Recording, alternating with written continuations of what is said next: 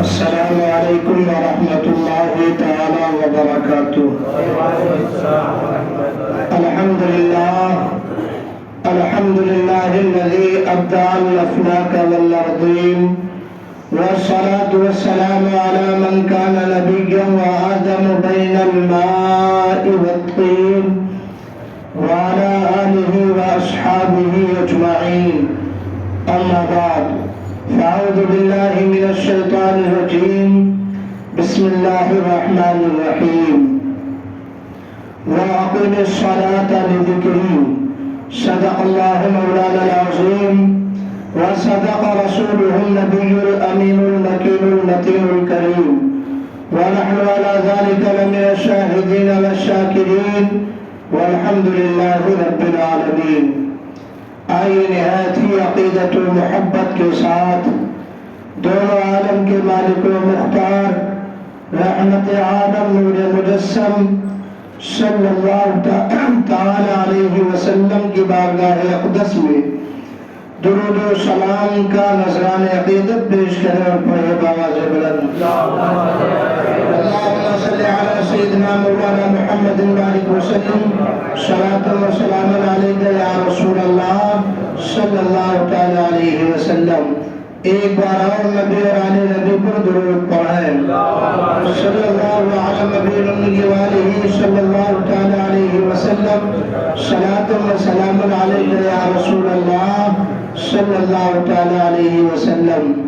اعلیٰ حضرت عظیم البرکت مجدد دین و ملت الشاہ امام احمد رضا خان محدث بریلوی علیہ رحمت و رضوان اس سوئی ہوئے قوم کو بیدار کرتے ہوئے ارشاد فرماتے ہیں کہ دل نہ ہونے کھونا تجھے، شب صبح تک سونا تجھے، دل نہ ہونے کھونا تجھے، شب صبح تک سونا تجھے، شرم نبی خوف خدا یہ بھی نہیں وہ بھی نہیں، شرم نبی خوف خدا یہ بھی نہیں وہ بھی نہیں، رزق خدا کھایا کیا فرمان حق ٹالا کیا، رزق خدا کھایا کیا فرمان حق ٹالا کیا، شکر کرم تر سے سزا یہ بھی نہیں وہ بھی نہیں، شکر کرم تر سے سزا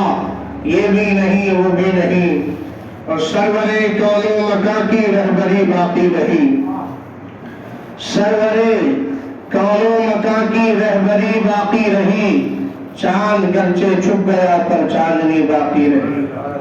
سبحان اللہ کہنا جانتے ہیں آپ لوگ؟ چھوٹا سا ورڈ ہے، زبان کھولنا ہے، حرکت کرنا ہے۔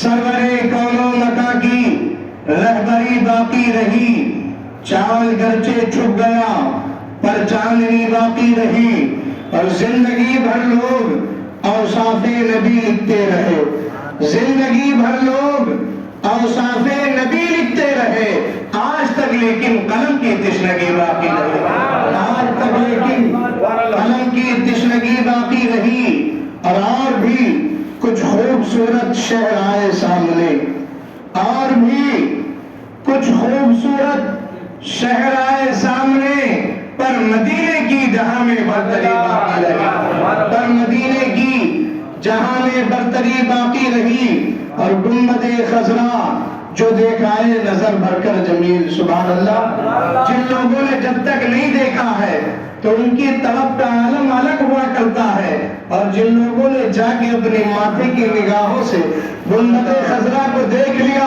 ان کی طلب اور ہو جاتی ہے۔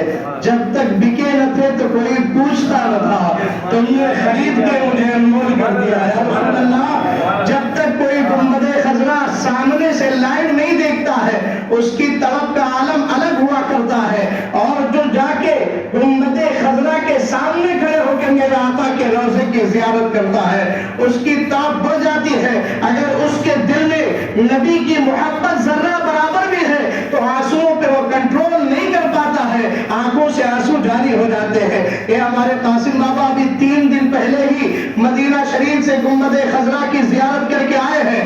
آپ ان سے پوچھئے کہ مدینہ چھوڑنا ایک عاشق کے لیے کتنی طرف کی بات ہوا کرتی ہے، ایک عاشق نبی کے لیے مدینے سے سفر کرنا یہ دل پہ پتھر باندھ کے وہاں سے ایک عاشق اپنے آنکھوں کو اپنے روتی ہوئی آنکھوں سے آنسو کے آنسو بہاتے ہوئے گزرتا ہے، اس لیے کہ گنبد خضرا ایسی ہی چیز ہے جب تک نہ دیکھا جائے الگ بات ہے، جب دیکھ لو تو تڑپ اور بڑھ جاتی ہے۔ اسی کو شاعر نے کہا ہے کہ گنبد خضرا جو دیکھ آئے نظر بھر کر جمیل، وہ بھی کہتے ہیں نظر کی تشنگی باقی رہی، وہ بھی کہتے ہیں نظر کی تشنگی باقی رہی، چاند گرچہ چھپ گیا پر چاندنی باقی رہی۔ درود پاک پڑھے، اللہم صلی علی سیدنا و مولانا محمد بارک وسلم، صلاۃ و سلام علیک یا رسول اللہ صلی اللہ تعالی علیہ وسلم۔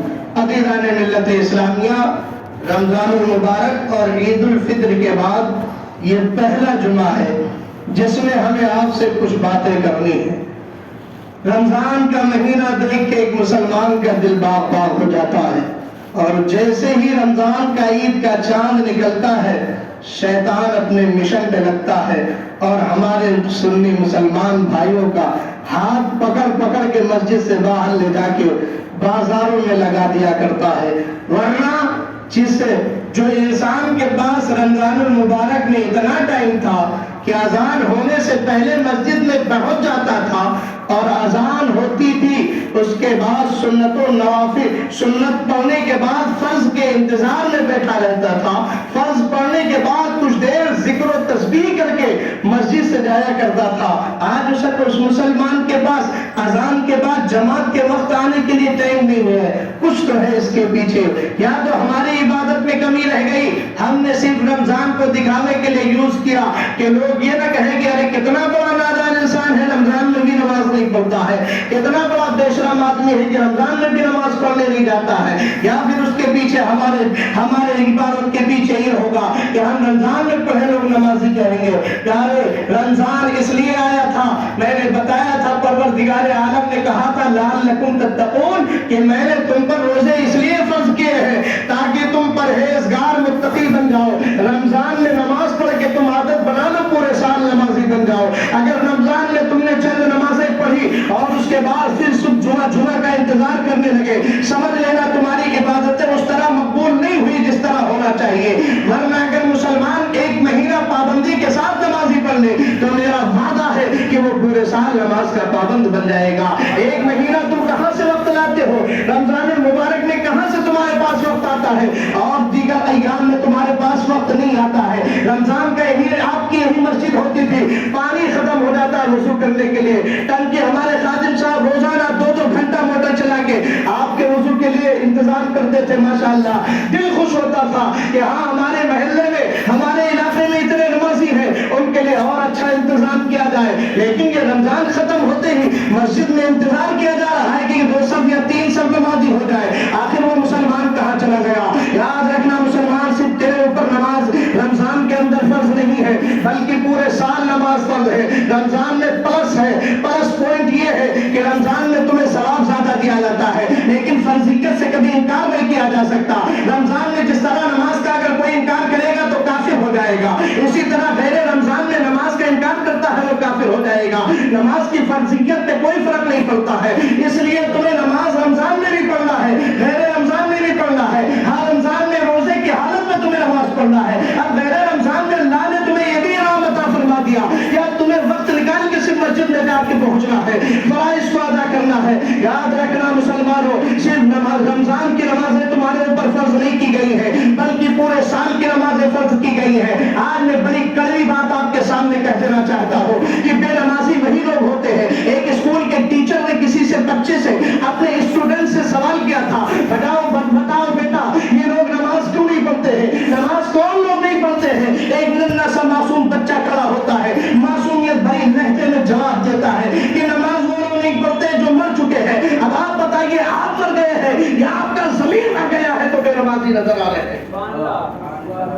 ننھا سا اسٹوڈنٹ جواب دیتا ہے نماز وہ لوگ نہیں پڑھتے جو مر گئے ہیں، اور صحیح کہا اس نے۔ بے نمازی کون ہوگا؟ قبرستان کا مردہ اٹھ کر جماعت قائم نہیں کرے گا، بلکہ ہمارا زندہ چلتا پھرتا جاگتا مسلمان کی نماز کو قائم کرے گا۔ آپ دیکھیں کہ آپ مر گئے ہیں، آپ کا ضمیر مر گیا ہے، نماز کس لیے چھوٹ رہی ہے؟ عزیزان ملت اسلامیہ، میں آپ کو بتاؤں شریعت میں 3 طرح کے لوگ ہیں جن پر نماز معاف ہے۔ 3 طرح کے لوگ ہیں جن پر نماز معاف ہے، اس کے علاوہ کسی حالت میں کسی مسلمان پر نماز معاف نہیں ہے، چاہے وہ مرد ہو یا عورت ہو۔ 3 طرح کے لوگ ہیں جن پر نماز معاف ہے۔ اب آپ پہلی بار سن رہے ہوں گے کہ کچھ ایسے بھی نماز معاف ہے، اور کچھ لوگ تو سوچ رہے ہوں گے کہ میں بھی اس میں آ جاؤں تو بڑا اچھا ہے۔ بتا دوں کون 3 لوگ ہیں؟ 3 لوگ ایسے ہیں جن پر نماز معاف ہے۔ یا تو پہلا شخص وہ جو مجنون ہو، پاگل ہو، جس کو شریعت کی نگاہ میں مرفوع القلم کہا جاتا ہے، جس کا قلم اٹھا لیا جاتا ہے اور اس کا حساب کتاب نہیں لکھا جاتا ہے۔ مرفوع القلم، پاگل آدمی جس کو کچھ تمیز ہی نہ ہو، پاگل، صحیح والا، بنا پاگل نہیں۔ ایسا نہیں نماز کے ٹائم ایکٹنگ کرنے لگنا کہ میرا دماغ خراب ہو گیا، نماز چھوڑ دینی۔ مرفوع القلم، مجنون آدمی جس کو کسی چیز کا ہوش نہ ہو، اس کے ہاتھ میں آگ رکھ دو تو بھی اس کے لیے برابر، پھول رکھ دو تو بھی اس کے لیے برابر۔ مجنون، پاگل آدمی، اس پر نماز معاف ہے۔ پاگل آدمی نماز معاف ہے۔ اب آپ دیکھ لیں آپ کس میں ہیں، آپ کس میں ہیں؟ پاگل میں ہے یا عقل والوں میں ہے؟ اگر عقل والے ہوں گے تو نماز پڑھنے آئیں گے۔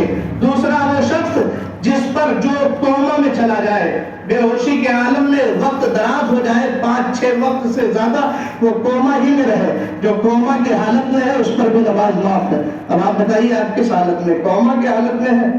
یاد رکھنا پیارے، اسپتال کا بیڈ جو ہے اس سے گھر کی چٹائی لاکھ درجے بہتر ہے۔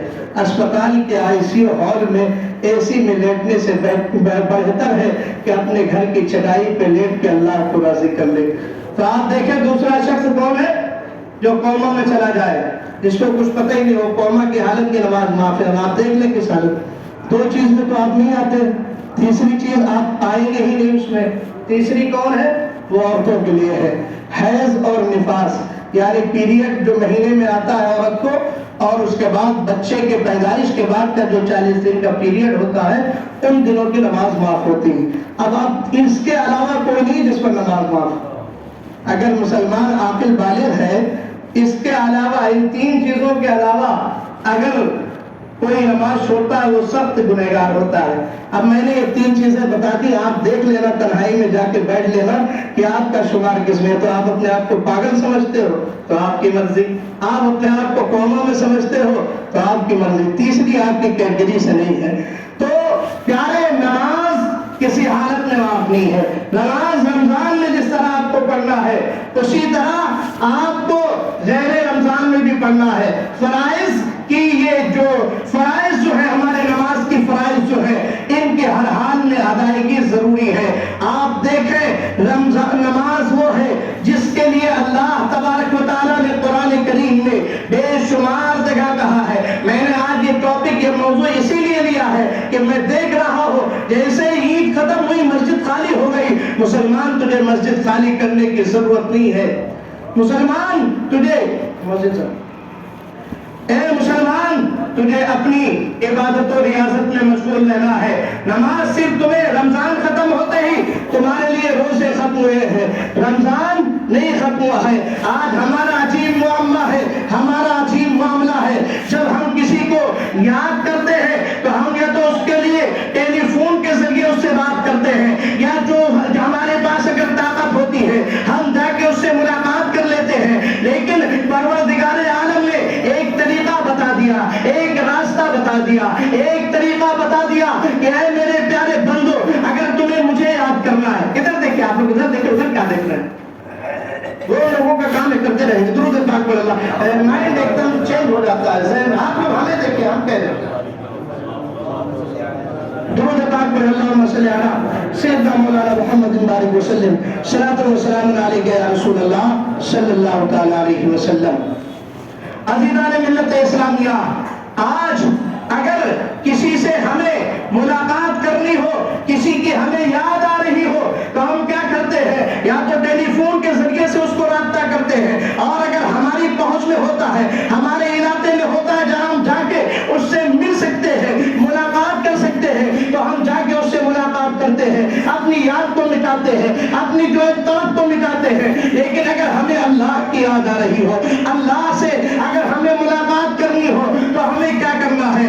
عزیزان ملت اسلامیہ, آپ دیکھیں اس کا طریقہ بھی پروردگار عالم نے بیان فرما دیا. پروردگار عالم نے ارشاد فرما دیا, اے بندو سنو, جب تمہیں کسی دنیا دار سے ملاقات کرنی ہوتی ہے, جب کسی دنیا دار کی تمہیں یاد آتی ہے, جب کسی دنیا دار کی یاد میں تڑپتے ہو, تو اس کا طریقہ یہی ہے کہ تم اس سے جا کے ملاقات کر لیا کرتے ہو, اس سے بات کر لیا کر لیتے ہو, تمہیں تسلی ہو جایا کرتی ہے, تمہارا دل مطمئن ہو جایا کرتا ہے, تمہیں سکون مل جایا کرتا ہے. لیکن تمہیں جب میری یاد آئے, جب تمہیں مجھ سے بات کرنی ہو, جب تمہیں مجھ سے ملاقات کرنی ہو, تو تمہیں کیا کرنا ہے؟ تو 16ویں پارے کے اندر پروردگار عالم نے ارشاد فرما دیا, اے میرے بندو, جب تمہیں میری یاد آئے, جب تمہیں مجھ سے ملاقات کرنی ہو, تو پروردگار نے فرما دیا, وَأَقِمِ الصَّلَاةَ لِذِكْرِي, میری یاد کے لیے تم نماز قائم کر دینا.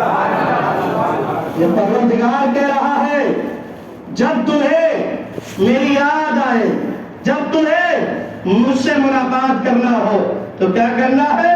وَأَقِمِ الصَّلَاةَ لِذِكْرِي, میری یاد کے لیے, مجھ سے ملاقات کرنے کے لیے تمہیں نماز قائم کرنا ہوگا.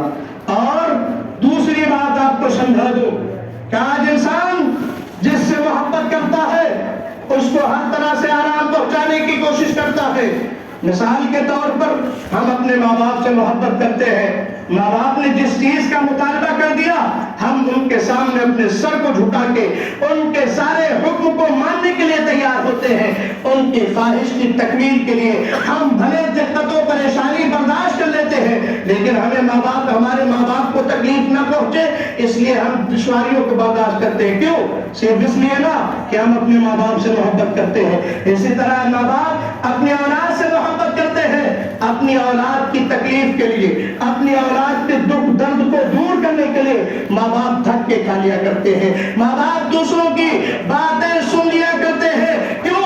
اس لیے کہ وہ اپنی اولاد سے محبت کرتے ہیں. پتا چلا جو جس سے محبت کرتا ہے وہ اس کو راحت و سکون پہنچانے کی کوشش کرتا ہے. اے مسلمان, میں تجھ سے پوچھنا چاہتا ہوں, اے مسلمان, میں تجھ سے سوال کرنا چاہتا ہوں کہ تو بھی تو کہتا ہے کہ ہم نبی سے محبت کرنے والے ہیں, ہم نبی کی محبت میں جان کو قربان کرنے والے ہیں, نبی کے نام پہ جان کو قربان کر دیں گے, ناموس رسالت کے نام پہ ہم جو ہے اپنی جان کو قربان کر دیں گے. لیکن میں کہتا ہوں تیرا یہ دعویٰ جھوٹا ہے, تیری یہ زبان کھوکھلی ہے, اس لیے کہ اگر تو نبی سے محبت کرتا ہوتا تو سب سے پہلے میرے نبی کی آنکھوں کو ٹھنڈک پہنچانے کی کوشش کرتا. میرے نبی نے اعلان فرمایا ہے, اے مسلمانوں, اگر تم مجھے چین پہنچانا چاہتے ہو, میری آنکھوں کو ٹھنڈک پہنچانا چاہتے ہو, تو نماز قائم کر لینا. نبی نے کہا قرۃ عینی فی الصلاۃ, اے لوگوں, میرے آنکھوں کی ٹھنڈک نماز میں ہے, میرے آنکھوں کی ٹھنڈک نماز میں ہے. اب آپ نے اگر جھوٹا دعویٰ کیا ہے تو آپ اپنے دعوے میں جھوٹے ہیں, اور اگر واقعی آپ نے نبی سے محبت کی ہے تو نماز کبھی نہیں چھوڑیں گے. کیوں نہیں چھوڑیں گے؟ اس لیے کہ جس سے محبت کی جاتی ہے اس کو آرام پہنچایا جاتا ہے, اور آرام پہنچانے کا سب سے, نبی کی آنکھوں کا ٹھنڈک پہنچانے کا سب سے بہترین ذریعہ کیا ہے؟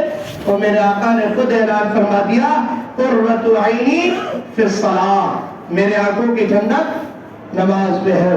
نماز اگر آپ نہیں پڑھتے ہیں تو یہ محبت رسول کا دعویٰ بھی آپ کا جھوٹا ہے, یہ محبت رسول کا دعویٰ بھی آپ کا جھوٹا ہے. اور میں یہ اپنی طرف سے نہیں کہتا, مل لینا, ملاقات کر لینا, ایک ایک لفظ کو جو بولتا ہو تاریخ کے حوالے سے ثابت کرنے کی صلاحیت رکھتا ہوں الحمدللہ, جو بات بولتا ہوں اس کو قرآن و حدیث سے ثابت کر کے دکھا دوں گا. اور دیکھو کیا آپ نے صحابہ کی تاریخ نہیں پڑھی ہے؟ صحابہ نبی نے جان کو قربان کر کے دکھایا بھی ہے, اور انہوں نے نماز قائم کر کے دکھایا ہے. کیا صحابہ سے زیادہ تمہیں تکلیف ہو رہی ہے؟ صحابہ کرام نے دیکھو پہاڑ کے جو ہے ریتیلی پہاڑوں کے اندر, تپتی ہوئی دھوپ کے اندر, بلکہ میدان جنگ میں عالم یہ ہوتا تھا, آدھے صحابہ جنگ لڑتے تھے, آدھے نماز میں ہوتے تھے, پھر یہ نماز پڑھ کے فارغ ہوتے تھے, دوسرے سب بناتے تھے, وہ نماز کے لیے آتے تھے. یہ جنگ کی حالت تھی. آپ کس جنگ میں لگے ہو؟ بیوی سے جنگ کرنے میں لگے ہو, یا بچوں سے جنگ کرنے میں لگے ہو, یا پھر موبائل سے جنگ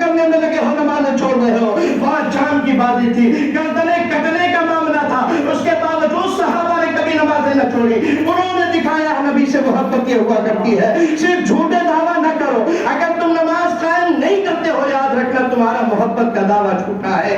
اگر تم نمازی بن جاؤ گے سچے طور پر نبی کے عاشق بن جاؤ گے کبھی تمہاری نماز نہیں چھوٹے گی. اس لیے کہ نبی کا عاشق جو ہوتا ہے وہ ہر طرح سے نبی کے قدموں پر قربان ہونے کی بات کیا کرتا ہے, نبی کی آنکھوں کی ٹھنڈک پہنچانے کی بات کیا کرتا ہے. یاد رکھنا آپ یہاں سے تو چلے جاؤ گے لیکن کل میدان محشر میں سب سے پہلی چیز ایمان کے بعد نسائی شریف کے اندر حدیث پاک ہے. میرے آقا نے ارشاد فرمایا ان اول ما یحاسب به العبد, یعنی میدان محشر میں جب سے پہلے بندے سے جس چیز کا حساب لیا جائے گا وہ الصلاۃ, وہ نماز ہوگی. یعنی سب سے پہلے ہمارے حساب کتاب کا جو چیپٹر کھولا جائے گا, جو سب سے پہلے ہمارے اعمال کا جو ہے رجسٹر کھولا جائے گا, سب سے پہلے اس میں نماز کو تلاش کیا جائے گا. اگر ہماری نمازیں درست ہوں گی تو آگے کا کام سیدھا ہو جائے گا, لیکن اگر ہماری نمازیں چھوٹی ہوں گی, ہماری نمازیں درست نہیں ہوں گی,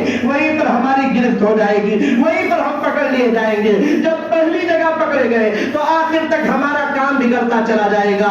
اس لیے میرے سید شادی شیرازی نے بھی کہا تھا کہ روز محشر کی جاگوداز بوت اولی پرشش نماز بوت, کہ میدان محشر جو جانوں کو پگھلا دینے والا دن ہوگا اس دن سب سے پہلے نماز کے بارے میں سوال کیا جائے گا. وہ ایک سجدہ جسے تو گرا سمجھتا ہے 1000 سجدوں سے دیتا ہے آدمی کو نجات. وہ ایک سجدہ جسے تو گرا سمجھتا ہے 1000 سجدوں سے دیتا ہے آدمی کو نجات. نماز چھوڑ کے اگر تم چاہو کہ تمہارے کاروبار میں برکت ہو جائے بھول جاؤ. نماز چھوڑ کے چاہو تمہارے گھر میں امن و شانتی ہو جائے بھول جاؤ. نماز چھوڑ کے تم چاہو کہ تمہارے دل کو اطمینان مل جائے بھول جاؤ. اس لیے کہ دل کا اطمینان کہاں ملنا ہے, یہ پروردگار عالم نے کہا ہے الا بذکر اللہ تطمئن القلوب, کہ اے لوگوں سنو اگر دلوں کا سکون چاہتے ہو تو نماز قائم کر لینا. نماز قائم کرنا, اللہ کا ذکر کرنا, اور اللہ کے ذکر سے دلوں کو سکون ملتا ہے. اور اللہ کا ذکر سب سے بہترین ذکر کیا ہے میں نے قرآن سے بتا دیا. واقم الصلاۃ لذکری, پروردگار نے کہا ہے میرے ذکر کے لیے, میرے یاد کے لیے تم نماز قائم کر دینا. سبحان اللہ. عزیزان ملت اسلامیہ, اب آپ کو میں اسی لیے آج جمعہ کا یہ جو ہے یہ ٹاپک اسی لیے لیا ہو کہ شاید آج سے ہی آپ کے عقل میں بات بیٹھ جائے, آپ کے عقل میں ہی بات یہ سما جائے کہ آج کے بعد ہم کو نماز نہیں چھوڑنی ہے. پچھلے جمعہ کو کتنے بے غیرت لوگ ہیں, پچھلے جمعہ کو میں نے اللہ اس کے رسول کا واسطہ دے کے کہا تھا کہ اللہ اس کے رسول کا واسطہ تمہیں نماز نہیں چھوڑنا ہے, لیکن اس کا تمہیں کوئی لحاظ نہیں ہے, کوئی خیال نہیں ہے. جس رسول کے واسطے سے تم نماز نہیں پڑھنے آ رہے ہو اس رسول کے بارگاہ میں کل میدان محشر میں شفاعت کا منہ نہیں, شفاعت کے لیے کس منہ سے حاضر ہوگے. کہا جائے گا, سوال کر لیا گیا کہ تمہیں میرا واسطہ دیا جا رہا تھا نماز قائم کر لینا, تم نے میرے واسطے کو ٹھکرا دیا, آج تمہاری شفاعت کے لیے کس طرح تمہاری شفاعت کی جائے. بتاؤ مسلمانوں تمہارے پاس جواب کیا ہوگا. اور میدان محشر میں یاد رکھنا اگر میرے آقا نے منہ موڑ لیا تو نہ کوئی نبی تمہاری شفاعت کرے گا, نہ کوئی ولی تمہاری شفاعت کرے گا. جب سے پہلے میرے آقا شفاعت کریں گے تبھی تمہارا بیڑا پار ہوگا. عزیزان ملت اسلامیہ, اس لیے آپ کو میں بار بار سمجھانا چاہتا ہوں, بار بار بتانا چاہتا ہوں. اچھا آپ نے دیکھا رمضان میں آپ نمازیں پڑھ رہے تھے, اللہ نے کتنی برکتیں دی, اللہ نے آپ کے رزق میں کتنی وسعتیں دے دی. آپ سوچتے ہیں کہ ہم تھوڑی دیر کے لیے آدھے گھنٹے کی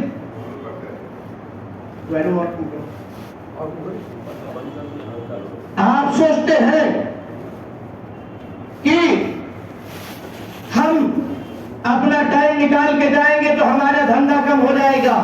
رمضان میں بھی تو آپ ٹائم نکال کے آ رہے تھے, آپ کے دھندے میں کوئی کمی آئی؟ بلکہ میں تو یہ سوچتا ہوں کہ عام مہینوں سے زیادہ رمضان میں تو 10 گنا خرچہ بڑھ جاتا ہے.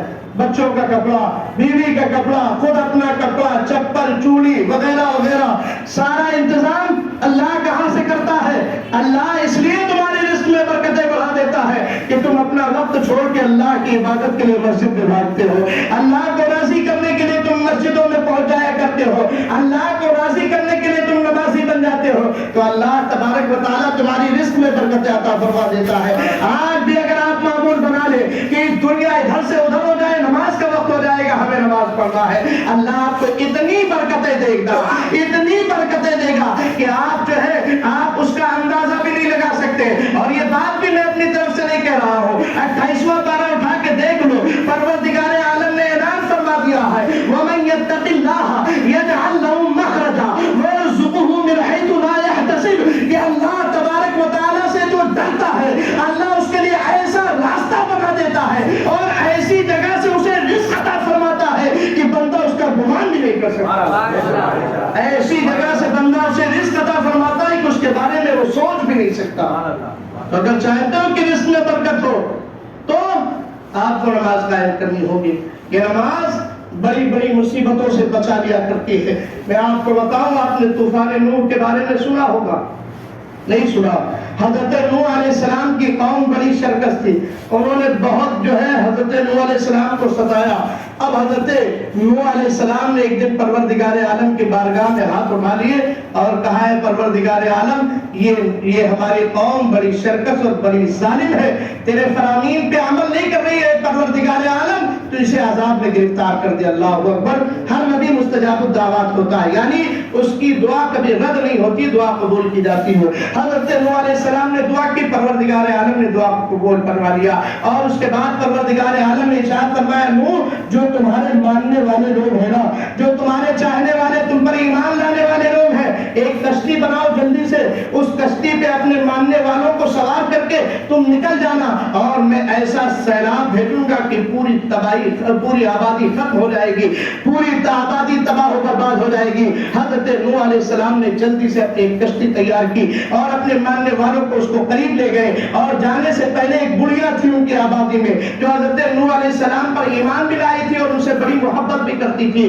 آپ نے اس بڑھیا سے کہا تھا کہ اللہ کا عذاب آنے والا ہے، تم تیاری کر لو، اور جب عذاب آئے گا تو میں تمہیں لے چلوں گا، اپنی کشتی میں بیٹھا لوں گا اور تمہیں لے کے چلا جاؤں گا، تم عذاب میں گرفتار نہیں ہوگی۔ بڑھیا نے کہا ٹھیک ہے، اس نے اپنی تیاری کی اور نماز میں مشغول ہو گئی۔ ادھر طوفان نوح آتا ہے، حضرت نوح علیہ السلام اپنی قوم کو، اپنے جو چند ماننے والے لوگ تھے ان کو لے کے اپنی کشتی میں سوار ہو کے نکل جاتے ہیں۔ اسی اسنا میں، جلدی میں حضرت نوح علیہ السلام کے ذہن سے بات نکل گئی کہ اس بڑھیا کو بھی لے کے آنا ہے، چنانچہ وہ بڑھیا نماز میں مشغول ہو گئی تھی۔ ادھر طوفان نوح آ جاتا ہے، یعنی ایسا طوفان آتا ہے کہ اس وقت اللہ تبارک و تعالیٰ نے حضرت نوح علیہ السلام کی کشتی میں جتنے لوگ سوار تھے ان کے علاوہ سب کو برباد کر دیا، پوری آبادی پلٹ دی، جانور چند پرند جو بھی تھے وہ سب ختم ہو گئے، سوائے اس کے جو حضرت نوح علیہ السلام کی کشتی میں موجود تھے۔ جو بھی چرند پرند یا انسان جتنے لوگ ان کی کشتی میں تھے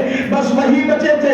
اب جب طوفان نوح ختم ہوتا ہے حضرت نوح علیہ السلام کو خیال آتا ہے وہ تو بڑھیا رہ گئی، اس کو بلانا بھول گئے، چنانچہ وہ وہاں سے واپس ہوتے اپنے احباب کے ساتھ کہ چلو دیکھیں بڑھیا کا کیا عالم ہے۔ چنانچہ وہ جب بڑھیا کو دیکھنے کے لیے آتے ہیں اسی آبادی کی طرف تو دیکھتے ہیں کہ دور سے نظر آتا ہے کہ ایک جھوپڑی قائم ہے جو بڑھیا کی جھوپڑی تھی۔ اللہ اکبر۔ ایسا طوفان آیا تھا کہ اس وقت کے جو محلات، بڑے بڑے گھر تھے وہ سب تباہ و برباد ہو چکے تھے، لیکن وہ جھوپڑی قائم تھی۔ جھوپڑی کے پاس جب قریب گئے تو دیکھا کہ بڑھیا نماز میں مشغول تھی۔ سبحان اللہ، نماز پڑھ رہی تھی۔ جب نماز سے فارغ ہوئی تو حضرت نوح علیہ السلام نے سلام کیا، اس نے سلام کا جواب دیا اور فوراً پلٹ کے پوچھتی ہے کیا عذاب کا وقت آ گیا، کیا سیلاب کا وقت آ گیا، آپ مجھے لینے کے لیے آئے ہیں؟ حضرت نوح علیہ السلام کہتے ہیں کیا تمہیں پتہ نہیں چلا کہ وہ طوفان آ بھی چکا ہے اور سیلاب آ چکا ہے، پوری آبادی ختم ہو چکی ہے، باہر نکل کے دیکھ تیری جھوپڑی کے سوا کچھ نہیں بچا ہے، سب کچھ برباد ہو چکا ہے، تو اس لیے بچ گئی ہے کہ تو اللہ کی عبادت نماز میں مشغول تھی۔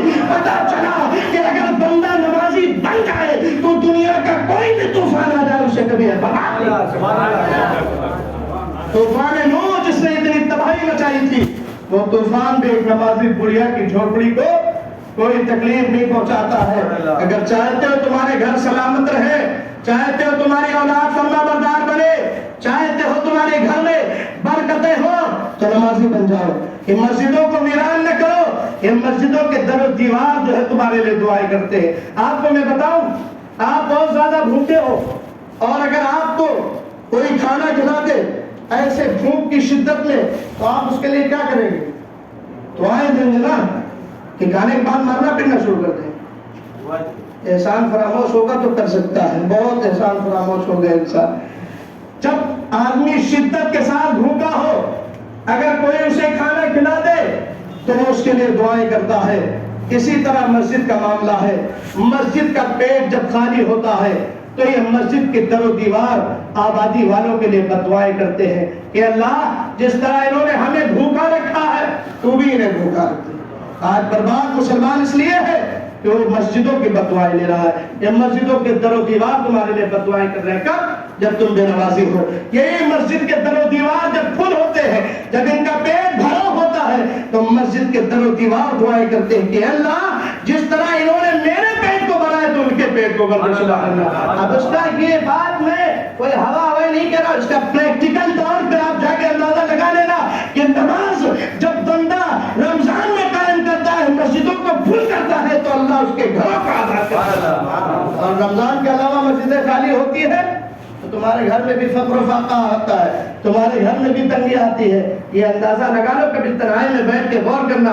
रमजान में हमारे पास कुछ भी ना हो, फकीर हो, फिर भी अल्लाह इंतजाम कर देता है, हमारे बच्चे खुशी से खाते हैं। और शाम के वक्त, इफ्तार के वक्त वो नेमतें होती है जो पूरा साल लखपति भी नहीं खा सकता, जो गरीब खाता है। सुभान अल्लाह। इसलिए कि मस्जिदों के तरह दीवार खुले, मस्जिद का पेट भरा हुआ है। मस्जिद दुआ दे रही, अल्लाह जिस तरह इन्होंने मेरा पेट भर दिया तू भी इनका पेट भर दे। सुभान अल्लाह। आज भी मैं उससे वादा करता हूँ आपसे, आप मस्जिदों को उसी तरह भर दो जिस तरह रमजान में भरते हो। कसम खुदा की कभी भूखे नहीं होगे, कभी मुफलिसी नहीं आएगी, कभी तंग दामन नहीं होगे। दुआ है कि रब